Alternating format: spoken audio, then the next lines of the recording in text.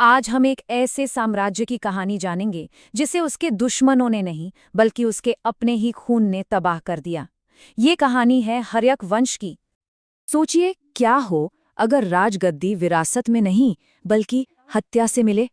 यही वो सवाल है जो हमें हर्यक वंश की कहानी के दिल में ले जाता है। एक ऐसी दर्दनाक दास्तां जहां बाप और बेटे दोनों ही सत्ता के लिए एक दूसरे के खून के प्यासे थे।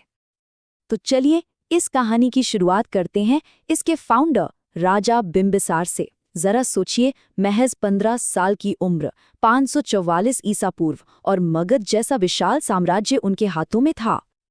अब उस समय के भारत की तस्वीर थोड़ी अलग थी। आज की तरह एक देश नहीं बल्कि 16 बड़े बड़े राज्यों यानी महाजनपदों में बटा हुआ था।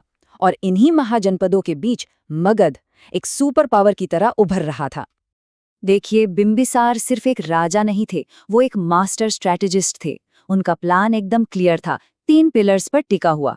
पहला, सीधी सीधी सैन्य ताकत। उन्होंने शुरुआत की अंग के इलाके को जीतकर। लेकिन बिंबिसार की असली स्मार्टनेस वो जंग के मैदान से ज्यादा डिप्लोमेसी में दिखती थी। उन्होंने शादियों को अपना सबसे बड़ा हथियार बना लिया। सोचिए, कौशल की राजकुमारी से शादी की तो दहेज में मिला सोने की चिड़िया जैसा शहर काशी। फिर वृज्जी और मद्र से रिश्तेदारी जोड़कर अपने साम्राज्य की सीमाओं को एकदम लॉक कर दिया। कमाल की रणनीति थी। और उनके राज का स्केल कितना बड़ा था, ये नंबर सुनिए, 80,000। जी हाँ, 80,000 गांव। उस जमाने में ये कोई छोटी बात नहीं थी, ये तो लगभग अनसुना था। ये दिखाता है कि उनका एडमिनिस्ट्रेशन कितना जबरदस्त था। सब कुछ बढ़िया चल रहा था, है ना? लेकिन जैसा कि अक्सर कहानियों में होता है, सबसे बड़ा खतरा बाहर से नहीं बल्कि घर के अंदर से ही आया। अब कहानी में एक दर्दनाक मोड़ आता है और एंट्री होती है बिंबिसार के ही बेटे अजातशत्रु की। अब बिंबिसार की मौत कैसे हुई, इस पर 2 अलग-अलग कहानियां हैं। बुद्धिस्ट सोर्सेस का मानना है कि अजातशत्रु ने सत्ता के लिए सीधे अपने पिता का खून कर दिया। वहीं जैन सोर्सेस कहते हैं कि उसने पिता को जेल में डाल दिया, जहां उन्होंने खुद ही अपनी जान ले ली। कहानी जो भी हो, बॉटम लाइन एक ही है, अजातशत्रु की सत्ता की हवस अपने ही पिता की मौत की वजह बनी। और इस एक घटना ने एक के बाद एक कई घटनाओं को जन्म दिया। बिंबिसार की पत्नी कौशल देवी ये सदमा बर्दाश्त नहीं कर पाईं और उनकी मौत हो गई। उनके भाई राजा प्रसेनजित गुस्से में काशी वापस छीन लेते हैं। फिर क्या? छिड़ गया युद्ध। अजातशत्रु पकड़ा भी गया, लेकिन आखिर में एक समझौता हुआ। प्रसेनजित ने अपनी बेटी की शादी अजातशत्रु से कर दी और दहेज में काशी वापस मगध को मिल गया। और यहीं पर कहानी एक और दिलचस्प मोड़ लेती है।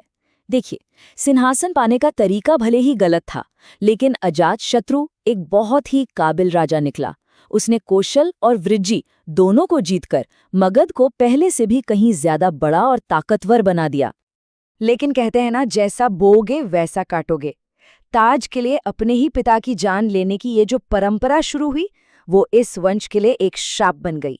एक ऐसा खूनी पैटर्न जो बार बार दोहराया जाने वाला था। इतिहास खुद को दोहराने वाला था।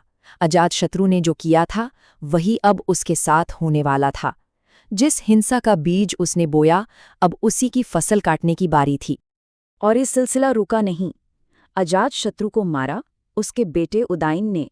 और बुद्धिस्ट रिकॉर्ड्स की माने तो ये तो बस शुरुआत थी। इसके बाद हर्यक वंश का हर राजा अपने ही बेटे के हाथों मारा गया। सोचिए, एक के बाद एक बाप बेटे के खून का ये सिलसिला साम्राज्य को अंदर ही अंदर दीमक की तरह चाट रहा था। अब जाहिर सी बात है, जनता ये सब कब तक देखती? लगातार खून खराबा, अस्थिरता। मगध के लोग इस रॉयल फैमिली से तंग आ चुके थे। उनका सब्र अब जवाब दे चुका था। और फिर वही हुआ जो होना था। आखिरी राजा नागदासक को किसी दुश्मन ने नहीं बल्कि उसकी अपनी ही जनता ने गद्दी से उतार फेंका। और इसी के साथ हर्यक वंश का खूनी अध्याय खत्म हुआ और शुरुआत हुई एक नए वंश की, शिशुनाग वंश की, जिसे खुद लोगों ने चुना था।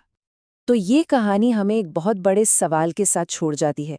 क्या जिस एम्बिशन से बड़े बड़े साम्राज्य खड़े होते हैं, वही एम्बिशन आखिर में उनके विनाश के बीज भी बो देती है?